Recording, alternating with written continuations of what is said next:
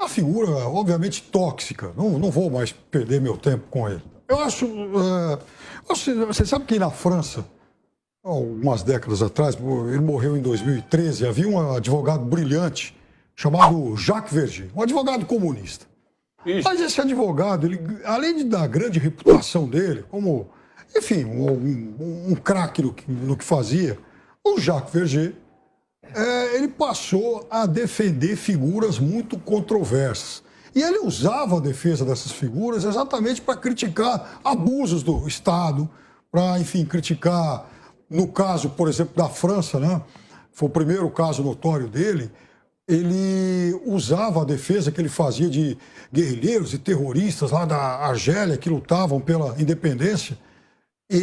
Então, ele defendia essas pessoas, mesmo alguns extremistas terríveis, gente que, por exemplo, explodiu lá bar, restaurante. E ele defendia essas pessoas exatamente para criticar os abusos do Estado francês, né, que mantinha aquela absurda guerra colonial.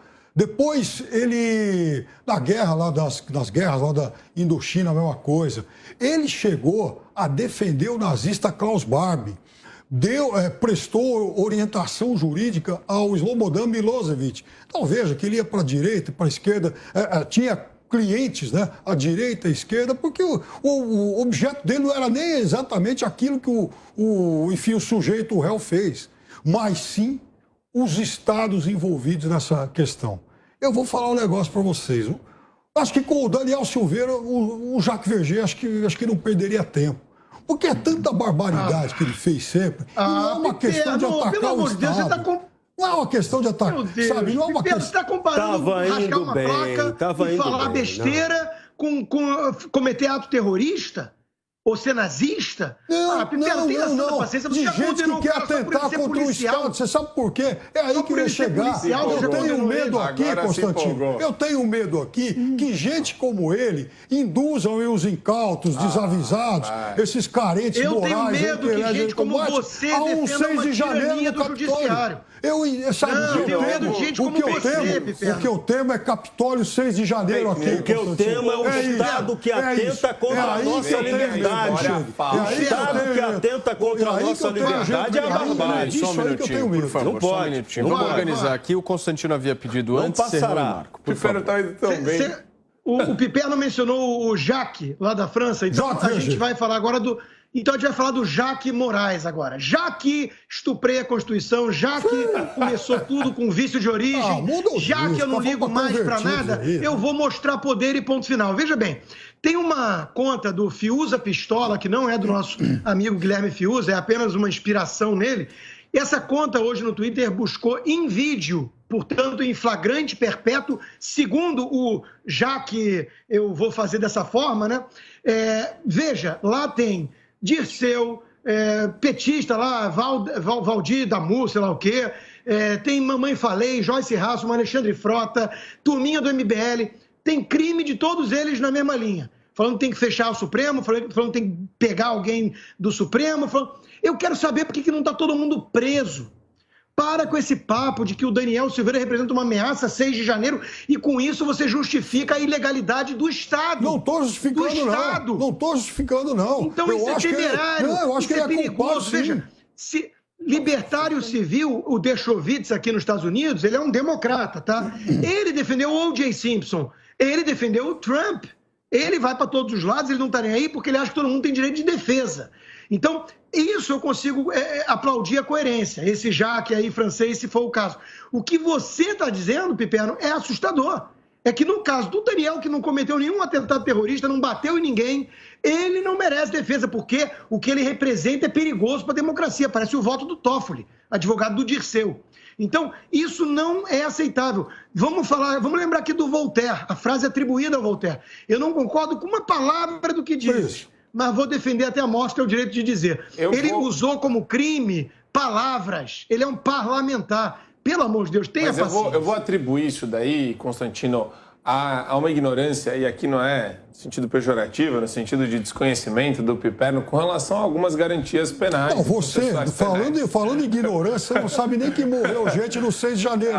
Ô, Constantino, então, explica para o Marco que no Capitólio morreram 5 pessoas. Você está disseminando... Explica para o seu pupilo aqui, ó. Você está disseminando notícia falsa. Explica para o seu pupilo. Tá quando ele fala isso, ele macula a imagem do programa. Notícia falsa. Explica para o seu pupilo, pelo amor de Deus. Você está disseminando não só notícia falsa, como boataria, e você está fazendo uma coisa, Piperno, que, infelizmente, né?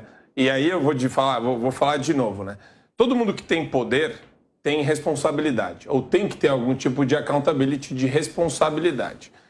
Se você exerce esse poder livremente, fora do regimento interno do Supremo, da Constituição, da legislação infraconstitucional, você deve ser punido. Alguém tem que punir você. Esse mecanismo não está funcionando. Eu acho engraçado, até um pouco irônico, você, simplesmente quando a gente fala disso, você não se pronuncia. E não é qualquer... Como é que o Piperno falava? Que eu faço juridiquês de quermesse? Não é qualquer Marco Antônio aí, se você não leva em consideração o que eu falo, tá cheio de jurista qualificado que não tem visão ideológica de esquerda, mas que tem também gente que é garantista da seara penal e processual penal, que critica com veemência o que tem acontecido.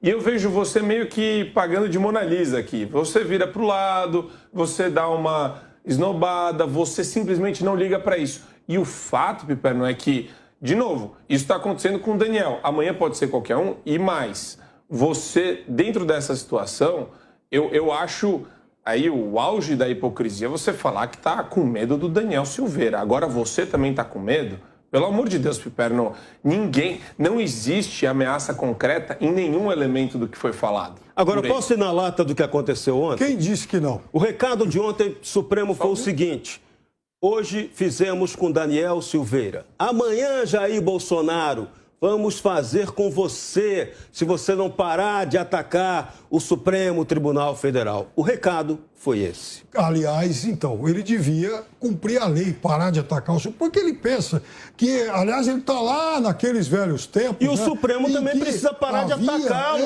Exatamente. No seminário lá nos Estados Unidos, vai atacar o Bolsonaro. Não chama o presidente de genocida. O pau não pode dar nem no Chico, nem no Francisco, nesse caso. O ministro Barroso disse num evento bancado pelo Jorge Paulo Lemann, que disse que ano que vem vai ter outro presidente no país. Pô, disse o ministro Barroso respondendo a uma deputada que é cria política do Jorge Paulo Lemann, ele disse que eles são mais fortes porque são o bem, a democracia e vão derrotar o inimigo, que é o Bolsonaro. E isso aí, os pipernos da imprensa estão achando legal.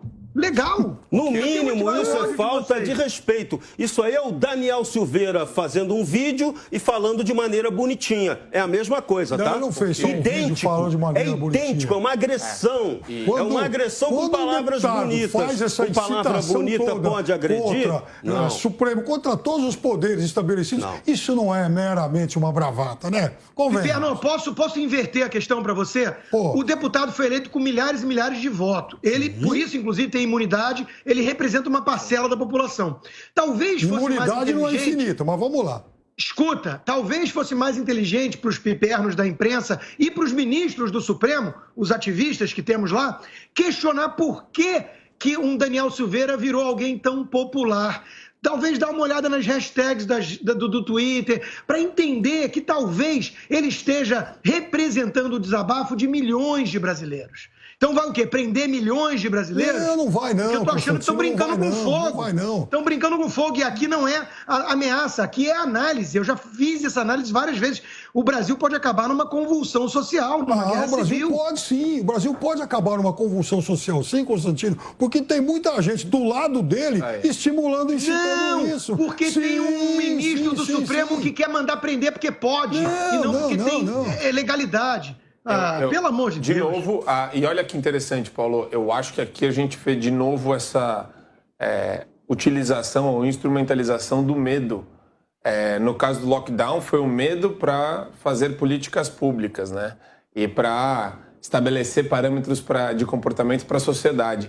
No caso do Supremo Tribunal Federal, é o medo de sofrer algum tipo de ameaça ou de retaliação futura de um plano que, segundo eles, existe, mas não foi concretizado. O inquérito do fim do mundo foi nazista. E nazismo é crime contra a humanidade. Vou repetir, o inquérito do fim do mundo foi nazista. E nazista é crime contra a humanidade.